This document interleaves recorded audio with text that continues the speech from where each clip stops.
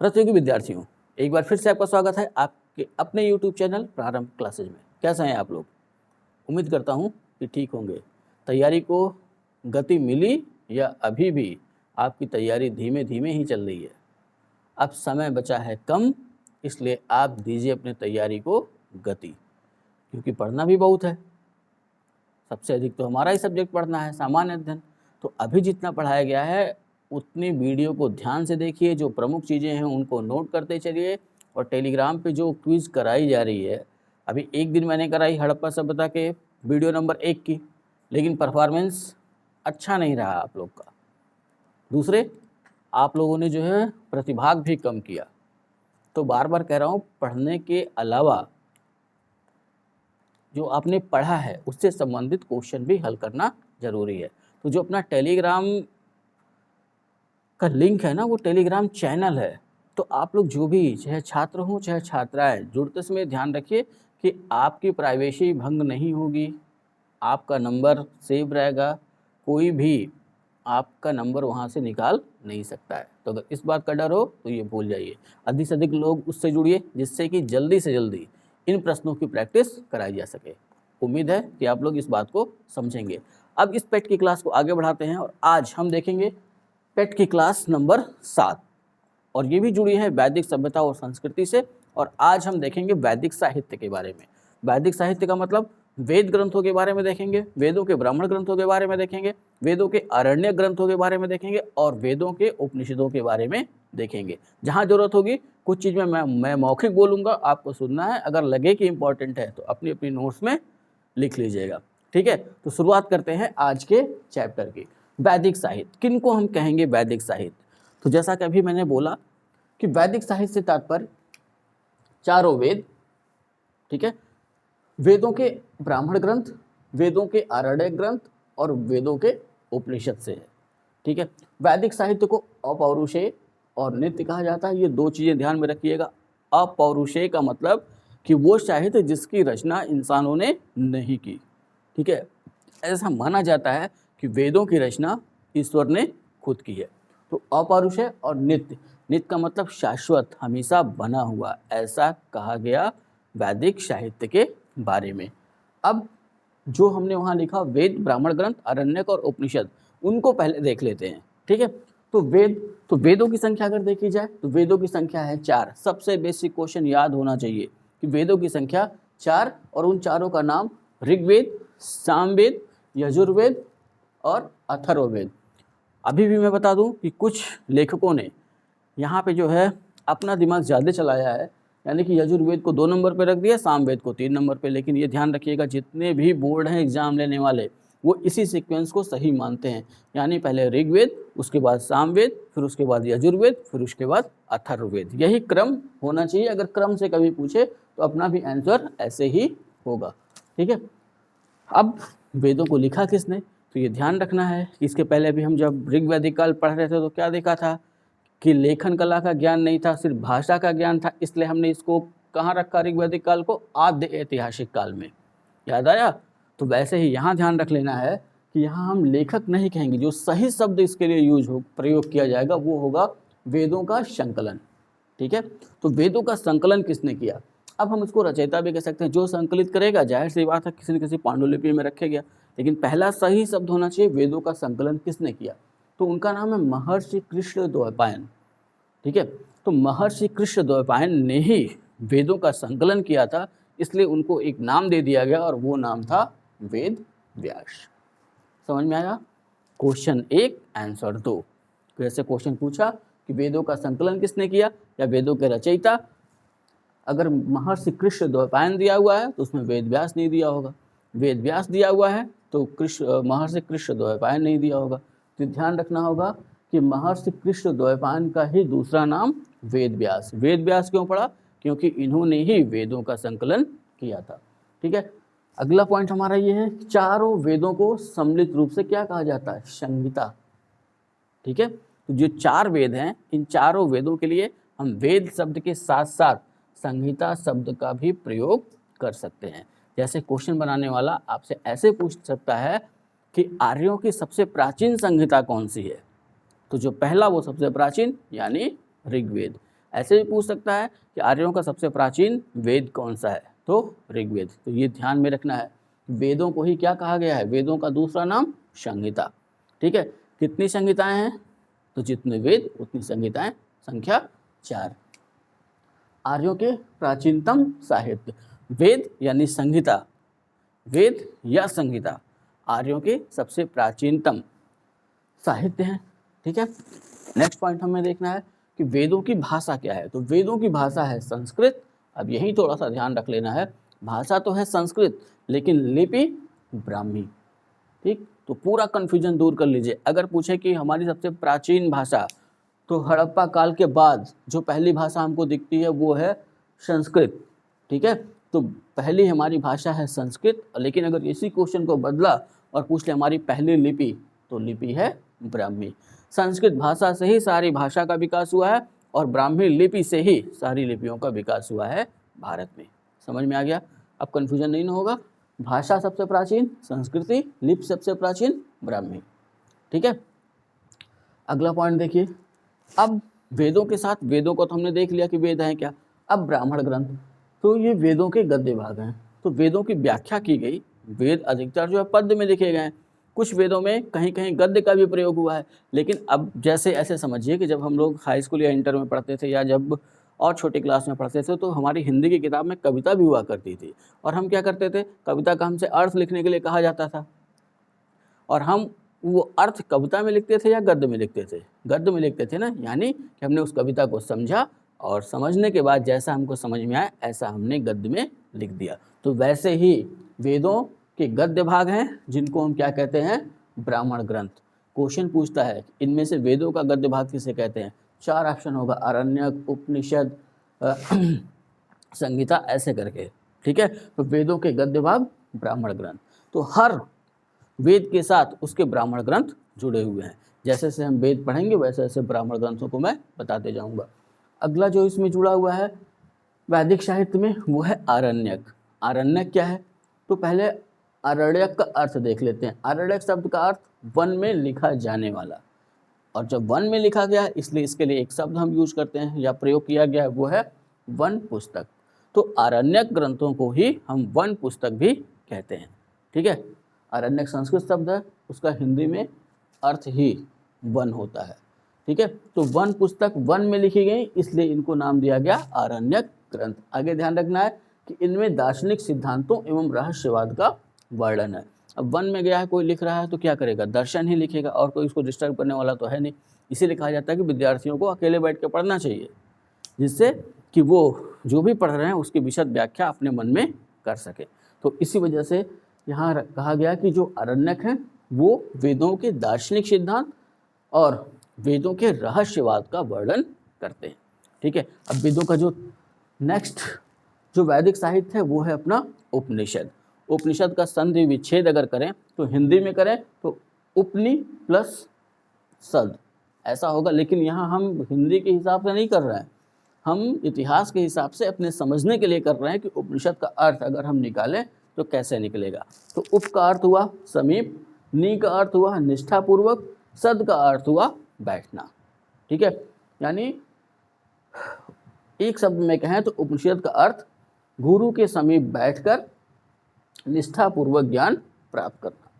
ठीक है, तो ये हो गया उपनिषद का अर्थ। जो छात्र होते थे उनसे उम्मीद की जाती थी, गुरुकुल में क्यों जाते थे कि गुरु के समीप वो रहें, और गुरु के समीप रहेंगे तो जाहिर सी बात डर तो रहेगा ही। तो निष्ठापूर्वक जैसा गुरु कहते जा रहे हैं वैसा वो पूरी भक्ति भाव से जैसा वो समझाते जा रहे हैं वैसा समझते जाएं, करते जाएं। जाहिर सी बात है वो आपसे अधिक पढ़े लिखे हैं, आपसे अधिक जानते हैं, आपसे अधिक दुनिया देखें तो उनके पास एक्सपीरियंस भी ज़्यादा होगा। ठीक है, तो वैसे ही उपनिषद का भी वही काम था। छात्र क्या करते थे, गुरु के समीप बैठकर निष्ठापूर्वक ज्ञान प्राप्त करते थे। तो उससे जिन ग्रंथों की उत्पत्ति हुई उनको कहा गया उपनिषद। ठीक है, अब यहाँ कुछ चीज़ें ध्यान में रखिएगा जो महत्वपूर्ण है। पहला, वेदों के अंतिम भाग। तो वेदों के अंतिम भाग कौन है, सबसे आखिरी में क्या आया, उपनिषद आया ना।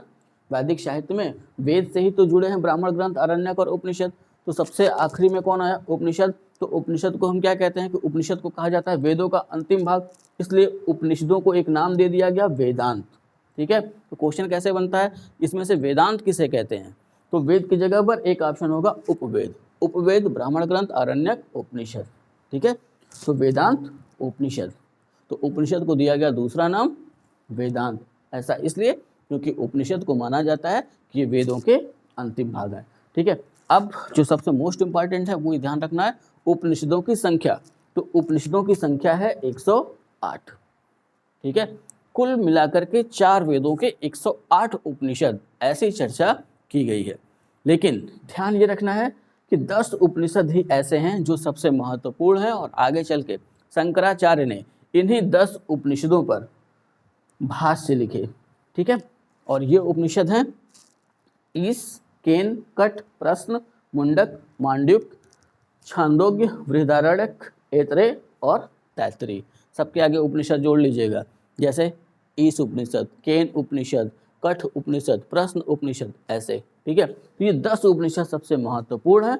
अब इन उपनिषदों में आखिर गुरु के पास क्यों बैठना पड़ा, गुरु ने क्या समझाया, तो उपनिषदों में मुख्यतः आत्मा और ब्रह्मा का वर्णन है। पर ब्रह्म जिसको कहते हैं कि आत्मा और पर ब्रह्म, अगर किसी ऐसे विद्वान के पास बैठेंगे जो इनके बारे में जानता होगा, इसका किसी धर्म से सीधे सीधे लेना देना नहीं है। पूरे जितने भी धर्म हमको मिलते हैं, चाहे हिंदू धर्म हो, चाहे मुस्लिम धर्म हो, चाहे पारसी, चाहे ईसाई, चाहे कोई सा भी धर्म आप ले लीजिए, हर धर्म का यही मूल तत्व है, आत्मा और ब्रह्मा। और इसी ब्रह्म को हर लोग अलग अलग नाम से जानते हैं। कोई ईश्वर कहता है, कोई भगवान कहता है, कोई अल्लाह कहता है, कोई गॉड कहता है, ठीक है। तो ये हुआ एक मोटा मोटा वैदिक साहित्य का वर्गीकरण, जो आपको ध्यान रखना है जैसे मैंने समझाया है वैसे। अब आते हैं वेदों के ऊपर, ठीक। तो एक चीज़ ध्यान रख लेनी है कि वैदिक साहित्य के अंतर्गत वेद सबसे महत्वपूर्ण है, और हर वेद के कुछ ब्राह्मण ग्रंथ होंगे, कुछ आरण्यक होंगे, कुछ उपनिषद होंगे, ठीक है। तो वेद पढ़ेंगे और वेद के साथ उनके जुड़े हुए ब्राह्मण ग्रंथ, आरण्यक और उपनिषद जल्दी जल्दी देख लेते हैं। तो पहला वेद जो अपने पास है, जैसा कि मैंने यहाँ भी लिखा है कि जब भी पूछे पहला, तो पहला ऋग्वेद, ठीक है। तो यहाँ 2 सबसे कॉमन क्वेश्चन, आर्यों का सबसे प्राचीन साहित्यिक ग्रंथ, आर्यों का सबसे प्राचीन ग्रंथ, आंसर वही अपना, आर्यों का सबसे प्राचीन ग्रंथ ऋग्वेद। इसी को हम क्या कह सकते हैं, प्रथम वेद। प्रथम वेद ऋग्वेद, और आर्यों का सबसे प्राचीन ग्रंथ ऋग्वेद, सबसे प्राचीन वेद ऋग्वेद, ठीक है। क्वेश्चन किसी भी तरह घुमा दे, फंसना नहीं है। ऋग्वेद के सूक्त, आखिर ऋग्वेद में दिया क्या है, इसके मंत्र कैसे हैं, किसको समर्पित हैं, तो ये क्वेश्चन पूछता है। तो इसलिए ध्यान में रखिएगा, देवताओं की स्तुति करने वाले मंत्र, ठीक है। स्तुति का मतलब पूजा कह सकते हैं, या देवताओं को समर्पित मंत्र ऋग्वेद में दिए गए हैं, या ऋग्वेद के मंत्र देवताओं के आवाहन या देव आवाहन से संबंधित हैं, ठीक है। अगले पॉइंट में हम देखें तो ऋग्वेद का पाठ, तो जितने भी वेद हैं, 4 वेद अपने पास हैं, और हर वेद के साथ एक पुरोहित जुड़ा हुआ है जो सिर्फ उसी वेद का पाठ करता था। तो ऋग्वेद का पाठ जो करता था उस पुरोहित का नाम है होता, कहीं कहीं होत्र भी लिखा मिलेगा, ठीक है, तो वो भी सही है। तो ऋग्वेद का पाठ करने वाला पुरोहित कहलाता था होत्र या होता। और ऋग्वेद के मंत्र कैसे थे, तो ऋग्वेद के मंत्र देवताओं की स्तुति करने वाले मंत्र थे, यानी देवताओं के आवाहन करने वाले मंत्र थे, ठीक है, समझ में आ गया।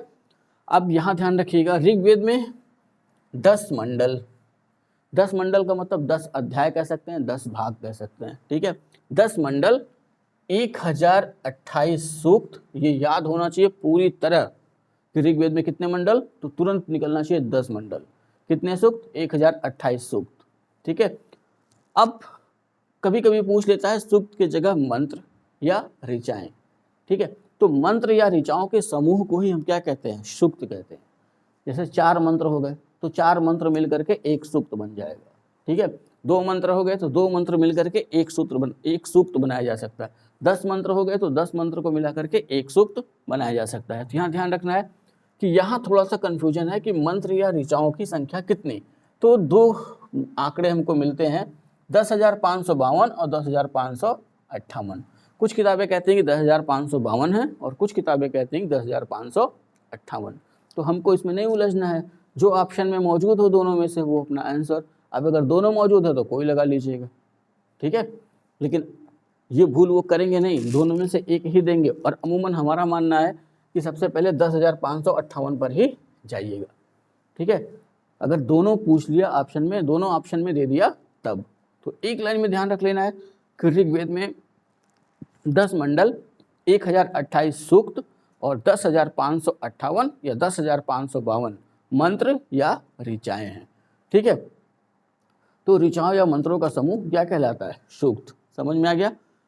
अब अगला यहाँ पे ध्यान रखना है कि ऋग्वेद में 10 मंडल हैं, तो 10 मंडल में ध्यान रखिएगा 2 से 7 तक प्राचीन है, यानी इन 10 में से पहले को हटा दीजिए, दूसरा, तीसरा, चौथा, पांचवा, छठवां, सातवां, ये 6 मंडल सबसे प्राचीन है, 2 से 7 तक। ये क्वेश्चन भी कई बार पूछा हुआ है कि ऋग्वेद के कौन से मंडल सबसे प्राचीन है, तो 2, 3, 4, 5, 6, 7 जो भी दिया रहा है वो प्राचीन, या कभी कभी ऐसे दिया रहेगा 1 से लेके 7 तक, 1 से लेके 6 तक, 2 से लेके 7 तक, 2 से लेके 10 तक, ऐसा।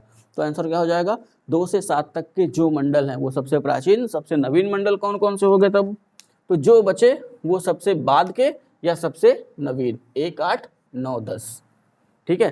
तो इसको नवीन भी कह सकते हैं और बाद का भी कह सकते हैं, दोनों सेंटेंस एक ही है। एक एंगल से देखा जाए तो बाद में जुड़ा इसलिए नया है, ठीक है। तो चाहे नवीन कह लीजिए चाहे बाद में। तो 1, 8, 9, 10 मंडल सबसे नवीन मंडल है। और इसमें भी ध्यान रखना है कि 10वां मंडल सबसे बाद का है अर्थात नवीन है।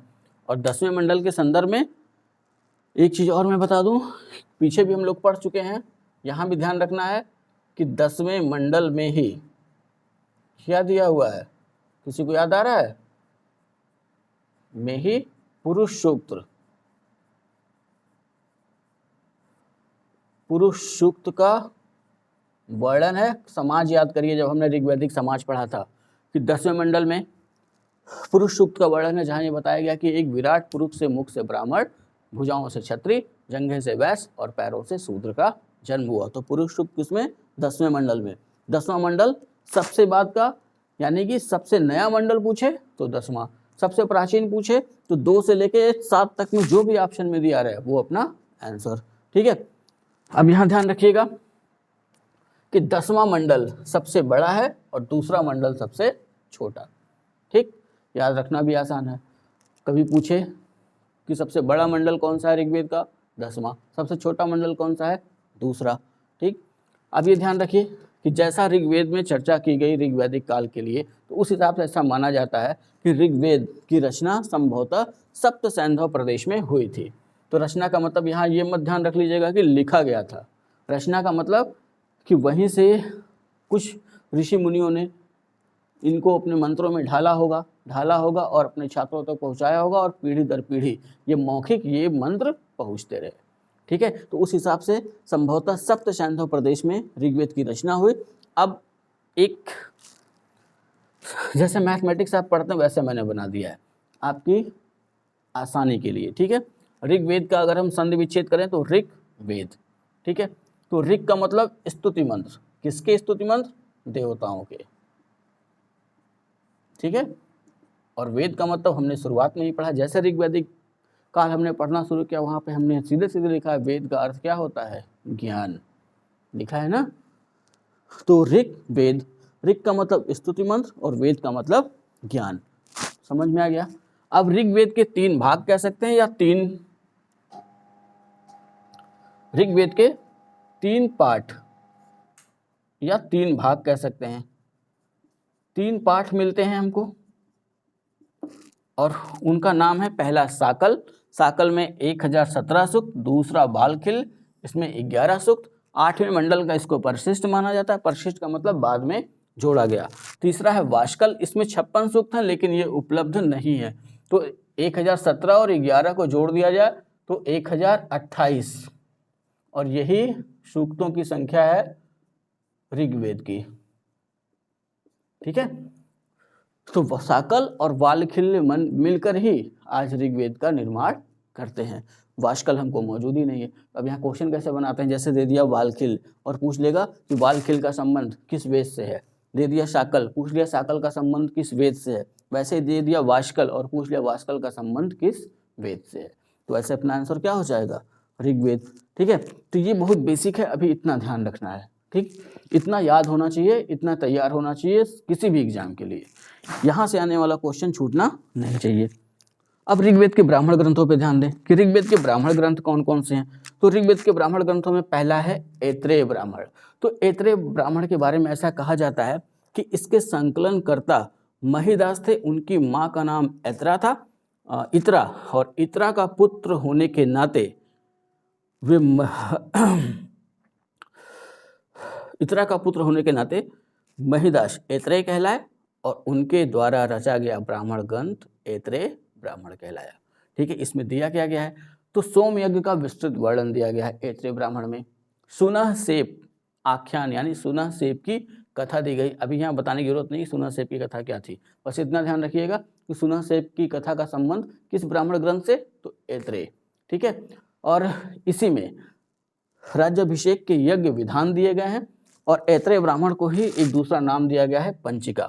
दूसरा ब्राह्मण ग्रंथ है ऋग्वेद का कौशितकी ब्राह्मण, इसी को कहते हैं संखायन। इसमें विभिन्न यज्ञों का वर्णन किया गया है। ऋग्वेद के आरण्य ग्रंथों के बारे में देखें तो ऐत्रेय आरण्यक और कौशितकी आरण्यक, दो इसके आरण्य ग्रंथ हैं। ऋग्वेद के उपनिषदों की बात करें तो ऐत्रेय उपनिषद और कौशितकी उपनिषद।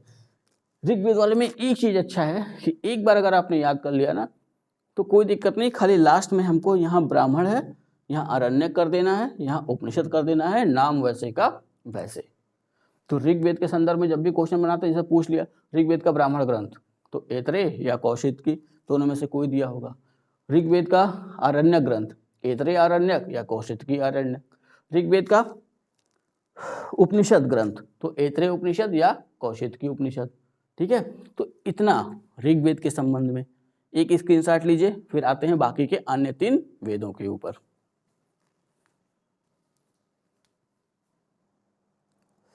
हाँ तो विद्यार्थियों, यहाँ एक बात और बता देना चाहता हूँ कि ऋग्वेद के जो 10 मंडल हैं वो 10 के 10 मंडल 10 ऋषियों को समर्पित है।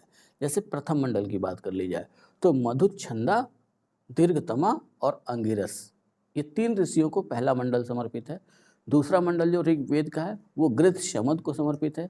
तीसरा मंडल जो ऋग्वेद का है वो विश्वामित्र को समर्पित है, और मैंने पीछे भी बता रखा है कि विश्वामित्र ने ही गायत्री मंत्र की रचना की थी जो सविता को समर्पित है यानी सूर्य को समर्पित है। चौथा मंडल वामदेव ऋषि को संबंधित है। इसी चौथे मंडल में ही कृषि संबंधी प्रक्रिया का थोड़ा बहुत वर्णन मिलता है, 10वें मंडल में भी मिलता है और यहाँ भी। पांचवा जो मंडल है वो अत्रि ऋषि को समर्पित है। छठवां मंडल भारद्वाज ऋषि को समर्पित है। सातवां मंडल वशिष्ठ ऋषि को समर्पित है। आठवां मंडल कण्व ऋषि को समर्पित है। नौवां मंडल पौमान ऋषि को समर्पित है और 10वां मंडल जिसे नाम दिया गया है महासूक्ति या क्षुद्र सूक्ति। ये मैंने बोल इसलिए दिया कि 2-3 हमें ध्यान में रखना है। जैसे पहला तो मधुच्छंदा देगा ऑप्शन में, या दीर्घतमा देगा, या अंगिरस देगा, तीनों में से कोई एक नाम देगा। ठीक है, और एक वो बार बार पूछते हैं तीसरा, तो तीसरा विश्वामित्र, ये ध्यान में रखना है। ठीक है, अब 2 चीज़ें यहाँ पे बता देना चाहता हूँ मौखिक ही कि ऋग्वेद का जो नदी सूक्त हम लोगों ने पीछे देखा था ना, उसमें विपाशा यानी ब्यास नदी का वर्णन या नहीं किया गया है। ठीक है, उसके स्थान पर कश्मीर की मरुदवृधा नदी का वर्णन किया गया। वैसे ही ऋग्वेद में सरस्वती की सहायक नदी दृश्योदती का उल्लेख है, जिसकी पहचान आधुनिक चौतंग नदी से की गई है। ये 2 पॉइंट इसलिए बता दे रहा हूँ कि पीछे छूटा था, अगर एक बार भी देखे रहे या सुने रहेंगे तो दिमाग में रहेगा कि ऋग्वेद की नदी सूक्त में विपाशा यानी ब्यास नदी का उल्लेख नहीं है, और ब्यास की जगह पर कश्मीर की एक नदी है मरुदवृधा, उसका वर्णन किया गया है। वैसे ही ऋग्वेद में सरस्वती की एक सहायक नदी दृश्योदती का उल्लेख किया गया है। दृश्योदती का सामंजस्य अगर लगाया जाए तो आज की आधुनिक चौतंग नदी।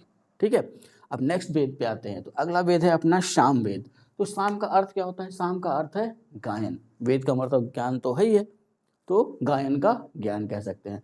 तो यहाँ से संबंधित 2-3 चीजें। पहला, भारतीय संगीत का प्राचीनतम ग्रंथ, यहीं से भारतीय संगीत की शुरुआत होती है। और ठीक है, भारतीय संगीत की शुरुआत होती है सामवेद से ही। ठीक, अब अगर ये पूछा जाए कि सामवेद में दिया क्या गया, इसके मंत्र किसको समर्पित है, तो यहाँ ध्यान रखना है देवताओं के स्तुतिपरक गीत। ठीक है, इसके पीछे मंत्र थे और यहाँ पे क्या है, गीत है। ठीक, तो दिक्कत यह है कि सामवेद के कुल मंत्रों की संख्या अगर हम देखें तो कुल मंत्रों की संख्या होती है 1549।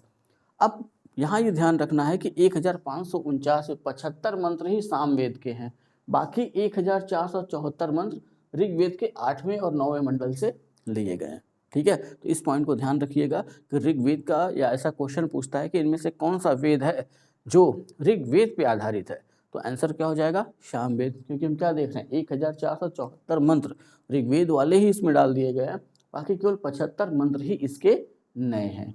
ठीक है, तो यहाँ अगला पॉइंट जो हमें ध्यान में रखना वो है सामवेद के मंत्रों का गायन करने वाला पुरोहित उद्गाता कहलाता था। जैसे अभी हमने ऋग्वेद में देखा, वहाँ होता या होत्र देखा, और यहाँ पे कौन है, उद्गाता। तो सामवेद के मंत्रों का जो गायन करेगा पुरोहित वो कहलाएगा उद्गाता। सामवेद की 3 शाखाएं हैं, कौमुद, राणायनी और जैमिनी। कौमुद, राणायनी और जैमिनी, ये 3 शाखाएं हैं। ध्यान रखना है, सा रे गा मा पा धा नी, ये सप्त सुरों का वर्णन भी हमको कहाँ मिलता है, सबसे पहले सामवेद में। ठीक है, तो यहीं से हम मान लेते हैं भारतीय संगीत की शुरुआत। ठीक, कौमुद, राणायनी और जैमिनी, ये सामवेद की 3 शाखाएं हैं। ठीक है, अब सामवेद के ब्राह्मण ग्रंथों में यहाँ तो सामवेद के 2 ब्राह्मण ग्रंथ हैं, पहला है तांड ब्राह्मण, दूसरा है जैमिनी ब्राह्मण। तो ज़्यादा यहाँ नहीं जाना है, तांड ब्राह्मण में देख लेना है कि ये काफ़ी बड़ा ब्राह्मण ग्रंथ है, इसलिए इसको नाम दिया गया महाब्राह्मण, और एक नाम इसका और हमको मिलता है पंचविश ब्राह्मण। तो क्वेश्चन पूछते समय इसका भी प्रयोग वो कर लेते हैं कि महाब्राह्मण किस वेद का ब्राह्मण ग्रंथ है, या पंचविश ब्राह्मण किस वेद का ब्राह्मण ग्रंथ है। आंसर हो जाएगा सामवेद। 2 क्वेश्चन तो सीधा बन गया कि तांड ब्राह्मण किस वेद का, तो सामवेद, जैमिनी ब्राह्मण किस वेद का, तो सामवेद। लेकिन कभी कभी महाब्राह्मण करके पूछ लेगा, क्योंकि तांड ब्राह्मण को ही दिया गया नाम है। ठीक है, यानी उपनाम। तो तांड ब्राह्मण का 2 उपनाम हमको मिलता है, महाब्राह्मण और पंचविश ब्राह्मण। तो ये भी क्वेश्चन बनाया जा सकता है। ठीक है, आरण्यक ग्रंथों की बात करें तो सामवेद के 2 आरण्यक हैं, एक जैमिनी आरण्यक और एक छांदोग्य आरण्यक। ठीक, यहाँ से भी कोई विशेष क्वेश्चन नहीं बनते हैं। हाँ, लेकिन सामवेद का जो उपनिषद ग्रंथ है, तो सामवेद के 2 उपनिषद ग्रंथ हमको मिलते हैं, एक है छांदोग्य उपनिषद और दूसरा है जैमिनी उपनिषद। ठीक, तो छांदोग्य उपनिषद जो है, यहाँ थोड़ा सा ध्यान देना होगा 2 चीज़ों पे। एक तो इस उपनिषद में, छांदोग्य उपनिषद में पहली बार देवकी पुत्र कृष्ण का उल्लेख किया गया, यानी कृष्ण को यहाँ पे किसका पुत्र बताया गया, देवकी का। और दूसरे, यहाँ कृष्ण को घोर अंगिरस का शिष्य बताया गया, यानी कृष्ण के गुरु का नाम निकल के आता है घोर अंगिरस। तो ये 2 पॉइंट ध्यान में रखना है कि देवकी पुत्र कृष्ण का सर्वप्रथम उल्लेख छांदोग्य उपनिषद में देवकी पुत्र के रूप में। ठीक है, और दूसरा, कृष्ण को किसका शिष्य बताया गया है, घोर अंगिरस का।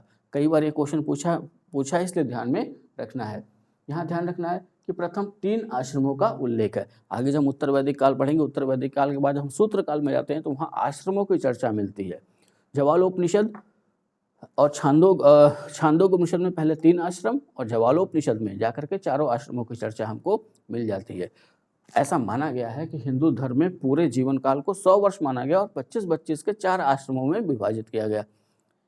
0 से लेके या 1 से लेके 25 वर्ष ब्रह्मचर्य आश्रम, जिस दौरान उसको शिक्षा ग्रहण करनी होती थी बालक को। 25 से लेके 50 तक गृहस्थ आश्रम, 50 से लेके 75 तक वानप्रस्थ आश्रम, और 75 से लेके 100 तक संन्यास आश्रम। तो यहाँ हमको 3 आश्रमों की चर्चा मिल जाती है। सबसे पहले छांदोग्य उपनिषद में, संन्यास आश्रम बाद में आकर के जुड़ा उत्तर वैदिक काल के बाद।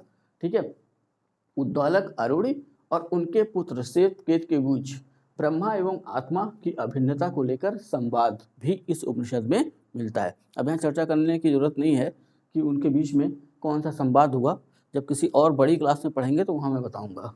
ठीक, दूसरा उपनिषद जैमिनी उपनिषद। तो इतना सामवेद के संदर्भ में ध्यान में रखना है। सारेगामापा, सामवेद, भारतीय संगीत का प्राचीनतम ग्रंथ सामवेद, सामवेद का गायन करने वाला पुरोहित उद्गाता। सामवेद के मूल मंत्र कितने हैं, तो 75। कुल मंत्र कितने हैं, 1549 कितने मंत्र जो है ऋग्वेद से लिए गए हैं, तो 1474। ठीक है, इतनी चीज़ें ध्यान में रखनी है।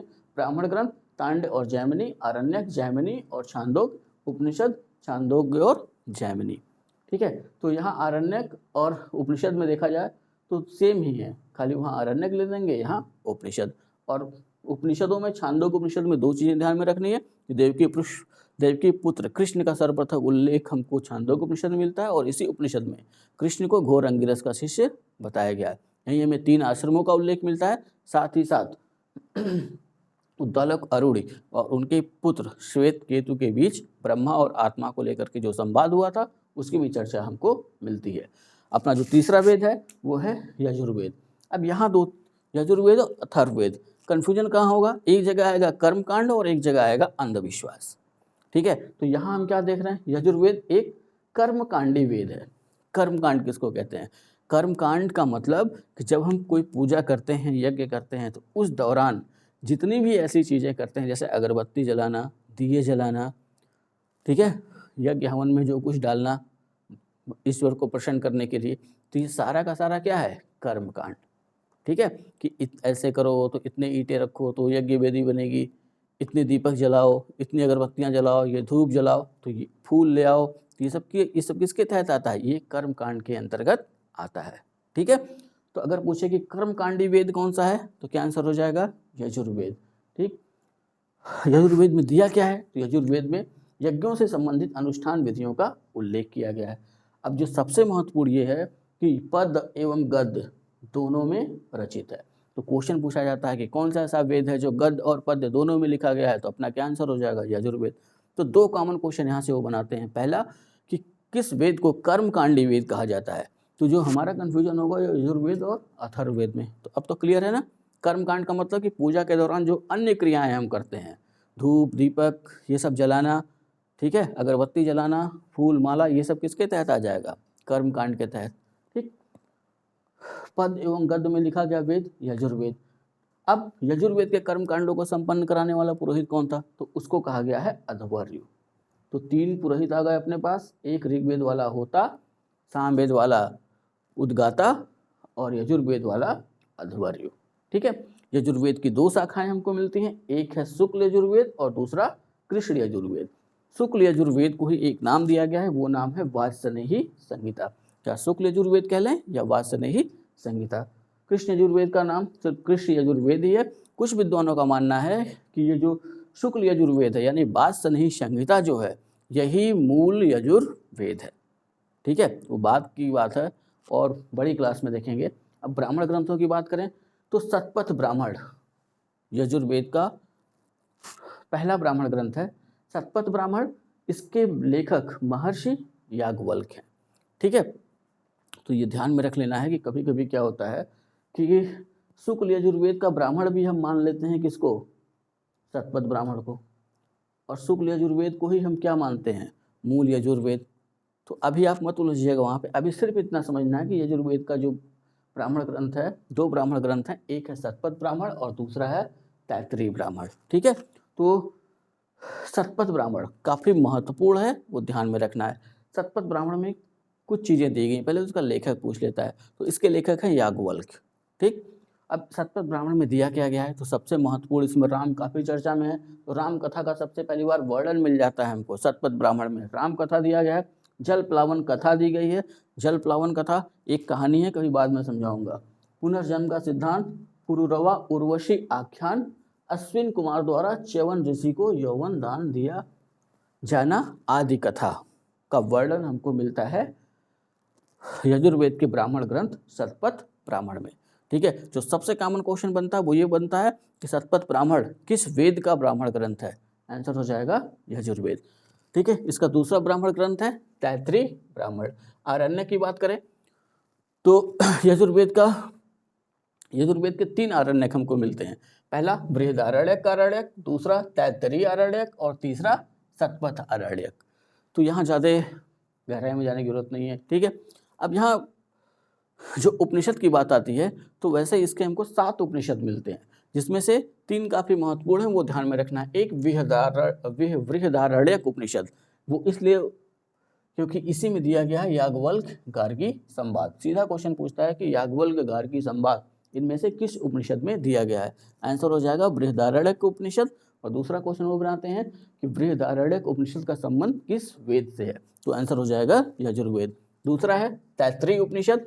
तैत्तिरीय उपनिषद इसलिए चर्चा में कि पहली बार किसी ऐसी वैदिक पुस्तक में ऐसा लिखा गया कि अधिक अन्न उपजाओ। तो सीधा क्वेश्चन आता है कि अधिक अन्न उपजाओ किस उपनिषद में, अपना आंसर हो जाएगा तैत्तिरीय उपनिषद। तीसरा है कठोपनिषद। यहाँ यम और नचिकेता के बीच संवाद दिया गया है, ठीक है, तो इसको भी ध्यान रखना है कि यम और नचिकेता के बीच संवाद कठोपनिषद में। बाकी ईशोपनिषद, श्वेताश्वर उपनिषद, मैत्रायण उपनिषद और महानारायण उपनिषद ये भी उपनिषद ग्रंथ हैं यजुर्वेद के, ठीक है। तो इतनी बेसिक चीज़ें तैयार होनी चाहिए। चौथा और अपना आखिरी वेद है अथर्ववेद, ठीक। तो अथर्वा ऋषि के नाम पर इसका नामकरण किया गया, नाम पर अथर्ववेद नामकरण किया गया इसका, ठीक है। और इसका एक और नाम हमको मिलता है, अंगिरस ऋषि के नाम पर अथर्ववेद को ही अथर्वा अंगिरस नाम भी दिया गया। तो अथर्ववेद के दो नाम, एक तो अथर्ववेद अथर्वा ऋषि के नाम पर और दूसरा नाम अथर्वा अंगिरस अंगिरस ऋषि के नाम पर, ठीक है। अब अथर्ववेद में दिया गया है, इसके मंत्र किसको समर्पित है या इनके मंत्रों की व्याख्या क्या है, तो इस पॉइंट पे ध्यान रख लेना है कि अथर्ववेद किससे जुड़ा हुआ ग्रंथ है, तो अंधविश्वास। तो अभी तो हमने आपको समझाया कर्मकांड। अंधविश्वास क्या होता है? अंधविश्वास वो होता है कि जिन चीज़ों को आपने नहीं देखा है और उस पर आप विश्वास करते हैं तो उसे कहा जाएगा अंधविश्वास। जैसे कि एक पेड़ हो, आप नहीं जानते हैं और मैं आपको बता दूं कि रात में उधर जाना नहीं, उस पर एक तो भूत है, आपने भूत देखा नहीं है, लेकिन अब आप उस भूत से डरने लगे, ये क्या हुआ? अंधविश्वास, ठीक है। तो इसकी चर्चा कौन कर रहा है? अथर्ववेद। और अभी यजुर्वेद में आपने क्या देखा? कर्मकांड, पूजा के दौरान किए जाने वाला क्रियाकलाप, ठीक है। अब अंधविश्वास है तो जैसा अभी समझाया, जादू टोना भी होगा, भूत प्रेत भी होगा, वशीकरण मंत्र भी इसमें दिया हुआ है, मरण मंत्र भी दिया हुआ है, औषधियों का वर्णन भी इसी में मिलता है, ठीक है। अंधविश्वास ये तो इसका मूल हो गया कि अंधविश्वास के वेद में, अथर्ववेद में। तो अंधविश्वास के साथ साथ जादू टोना, भूत प्रेत, वशीकरण, मरण, औषधियाँ, ताबीज, यानी कि जितना आज हम देखते हैं अंधविश्वास के दौर में, इस समय जो आप देखते हैं वो सारी चीज़ों का वर्णन किसमें किया गया? अथर्ववेद में, ठीक है। अभी ध्यान रखना है कि अगर किसी यज्ञ में बाधा आती है तो उसका निराकरण कौन करता था? तो उसका निराकरण अथर्ववेद, क्योंकि सारा अंधविश्वास तो इसी में भरा हुआ है। तो किसी यज्ञ में बाधा आ गई, ठीक है तो मैंने वेद कह दिया, तो वेद की जगह पर यज्ञ समझिएगा कि अगर कोई यज्ञ हो रहा है, बाकी तीन, सामवेद, ऋग्वेद और यजुर्वेद से संबंधित, और उस यज्ञ में अगर बाधा आ रही है तो उसका निराकरण कौन कर रहा था? अथर्ववेद, ठीक है। तो इसलिए ये हर यज्ञ की बाधा का निराकरण करता था, इसलिए अथर्ववेद के लिए दो शब्द और मिलते हैं, एक इसको कहा गया ब्रह्मवेद या श्रेष्ठ वेद, ठीक है। इसको पुरोहित वेद भी एक नाम दिया जाता है। अब यहाँ ध्यान रखना है, अथर्ववेद के मंत्रों का उच्चारण करने वाला पुरोहित ब्रह्मा, ठीक। तो चार वेद और चारों के उच्चारण करने वाले या मंत्रों का जाप करने वाले पुरोहितों का नाम आपके सामने है। अथर्ववेद में 20 अध्याय हैं, 731 सूक्त हैं और 6000 ऋचाएं या मंत्र हैं, ठीक है। सबसे लोकप्रिय वेद अगर माना जाए तो सबसे लोकप्रिय वेद है अथर्ववेद। सीधा क्वेश्चन पूछता है कि सबसे लोकप्रिय वेद कौन सा है, तो अपना आंसर हो जाएगा अथर्ववेद। अथर्ववेद में मगध और अंग का उल्लेख दूर के राज्य के रूप में किया गया है, ठीक है। राजा परीक्षित का उल्लेख भी इसी में हमको मिलता है। ये तीन चीजें ध्यान में रखिएगा। क्वेश्चन पूछता है कि इनमें से किस वेद में मगध और अंग का उल्लेख किया गया? अथर्ववेद। राजा परीक्षित का पहला उल्लेख हमको कहाँ मिलता है? अथर्ववेद में, ठीक है। अथर्ववेद की दो शाखाएं हमको मिलती हैं, एक है शौनक और दूसरा है पिप्लाद, ठीक। तो यहाँ ध्यान में रखिएगा। अब आते हैं अथर्ववेद के ब्राह्मण ग्रंथों पर। तो अथर्ववेद के ब्राह्मण ग्रंथ में देखा जाए तो इसका मात्र एक ब्राह्मण ग्रंथ है जिसको नाम दिया गया है गोपथ ब्राह्मण। गोपथ ब्राह्मण नाम रखने के पीछे कहानी ये है कि गोपथ ऋषि ने ही इसका संकलन किया था, इसलिए इसको नाम दे दिया गया गोपथ ब्राह्मण, ठीक। और जो सबसे महत्वपूर्ण ये है वो है अथर्ववेद का आरण्यक। तो अथर्ववेद का आरण्यक अगर देखा जाए तो अथर्ववेद वो वेद है जिसका कोई भी आरण्यक ग्रंथ नहीं है। ठीक है, तो इस पॉइंट पे विशेष ध्यान रखना है कि उस वेद का नाम बताइए जिसका कोई आरण्यक ग्रंथ हमको नहीं मिलता है। समस्या ये थी ना कि है क्या इसमें, अंधविश्वास है, जादू टोना है, भूत प्रेत है। अब भूत प्रेत कौन जाके जंगल में खोजे, ठीक है, तो इसलिए कोई जंगल में गया नहीं, इसलिए कोई अरण्यक लिखा नहीं गया। ठीक है, उपनिषद ग्रंथों में देखा जाए तो 3 उपनिषद ग्रंथ इसके हमको मिलते हैं। एक है प्रश्नोपनिषद, दूसरा है मांडुक्योपनिषद और तीसरा है मुंडकोपनिषद। तो यहाँ 2 अंतर जो है ना वो कंफर्म रखिएगा, एक मांडुक्योपनिषद है और दूसरा मुंडकोपनिषद। ठीक है, क्योंकि अगर आपने पढ़ने में जल्दीबाजी की तो यहाँ से जो 2 क्वेश्चन बार बार पूछे जाते हैं वो हो जाएंगे गलत। वो है क्या, क्योंकि मुंडकोपनिषद में 2 चीज़ें दी गई हैं। एक तो भारत का लोगो, भारत के लोगों में एक भारत का ध्येय वाक्य लिखा हुआ है सत्यमेव जयते। तो सत्यमेव जयते कहाँ से लिया गया है, अथर्ववेद के मुंडकोपनिषद से। समझ में आ गया। तो जब ऑप्शन बनाएगा ना तो मुंडकोपनिषद भी दिया रहेगा और मांडुक्योपनिषद भी दिया रहेगा। थोड़ी सी असावधानी, एक सरल सा क्वेश्चन गलत। तो मुंडकोपनिषद में सत्यमेव जयते और इसी मुंडकोपनिषद में यज्ञ की तुलना टूटे फूटी नौका से की गई है। यानी कि अब वैदिक आर्य होशियार हो रहे थे, अब उनको समझ में आ चुका था कि ये यज्ञ और ये कर्मकांड ये बेकार हैं। इससे जो ये आत्मा और ब्रह्मा का जो मिलन होना है ये इससे नहीं हो पाएगा, क्योंकि यज्ञ टूटी फूटी नौका के समान है। जैसे टूटी फूटी नौका से नदी पार नहीं की जा सकती, वैसे यज्ञों से भी इस लोक और उलोक और इहलोक और उहलोक यानी इहलौकिक और पारलौकिक जो संबंध है ये नहीं जोड़ सकता। तो 2 चीज़ें पूछता है कि सत्यमेव जयते कहाँ से लिया गया है, तो मुंडकोपनिषद, और यज्ञों की तुलना किस उपनिषद में टूटी फूटी नौका से की गई है, तो आंसर हो जाएगा मुंडकोपनिषद।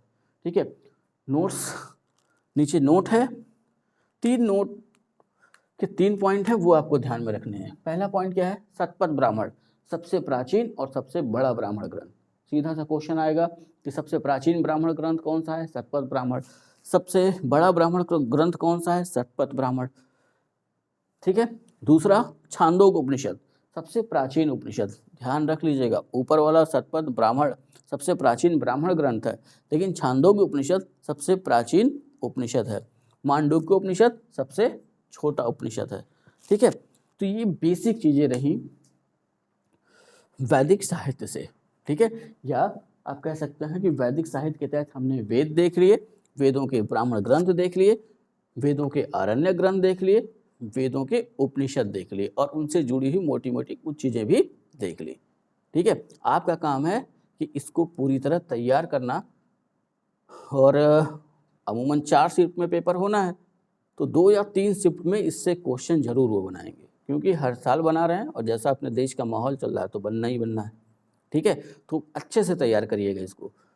एक तो ये वैदिक धर्म हमको, ये वैदिक साहित्य हमको तैयार करना, इसके आगे उत्तर वैदिक साहित्य हम आपको पढ़ाएंगे, वो भी तैयार करना है। साथ ही साथ जैन धर्म और बौद्ध धर्म, इनके साहित्य और इनके बारे में इतना आप तैयार करके चलते हैं तो यहाँ जो 5 क्वेश्चन इनको बनाने हैं ना, तो ये मान के चलिए कि 2 तो यहीं से बनेंगे।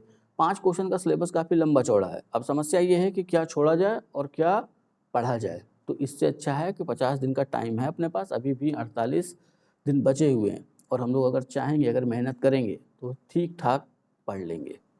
ठीक है, अभी जल्दी ही, अभी तो आपको एक ही वीडियो मिल पा रही है, और जल्दी कोशिश करूंगा कि वो जो सामान्य ज्ञान वाला, जो सामान्य जागरूकता वाला जो चैप्टर था ना अपना, जिसमें भारत के पड़ोसी देश, देश राजधानी, मुद्रा, उसको भी धीरे से कवर कर लेंगे।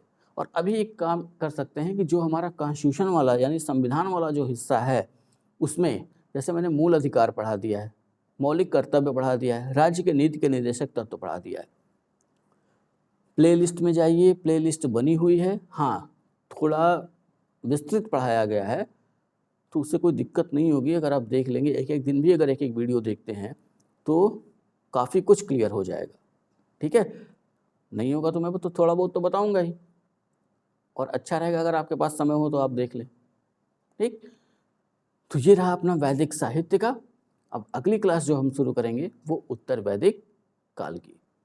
ठीक है, उम्मीद करता हूँ कि क्लास आप लोग को पसंद आ रही होगी। समस्या ये है कि 40-45 का टारगेट तो हम लोग लेके चल रहे हैं और ये 40-45 का टारगेट इतनी आसानी से कोई पूरा नहीं कर सकता। इसके लिए मेहनत तो करनी ही होगी। अब मेहनत करनी है तो मैं अगर कर रहा हूँ तो आपको भी करनी होगी, ठीक है? तो इतना तैयार करिए, अच्छे से पढ़िए, ध्यान से पढ़िए, टेलीग्राम चैनल से जल्दी जुड़ जाइए, जिससे कि जल्दी से जल्दी इन प्रश्नों पर अभ्यास आरंभ कर दिया जाए कि वो गलतियाँ जो आप एग्जामिनेशन में करें वो वहाँ पे ना हो, यहीं टेलीग्राम पे ही होके रह जाएँ, ठीक है? तो उम्मीद करता हूँ कि इस हफ्ते तक अधिकतर लोग टेलीग्राम वाले चैनल से जुड़ जाएंगे, तो हम लोग की तैयारी को एक दिशा मिल जाएगी। वीडियो अगर अच्छी लगी हो तो लाइक करिएगा, कमेंट करिएगा, वीडियो को शेयर करना ना भूलिएगा। चैनल को अगर अभी तक सब्सक्राइब नहीं किया है तो चैनल को सब्सक्राइब कर लें और भी अपने सहपाठियों को अपने चैनल से जोड़ने का प्रयास करें। आप अपना बहुत ख्याल रखिए, मिलते हैं नेक्स्ट वीडियो में, तब तक के लिए जय हिंद।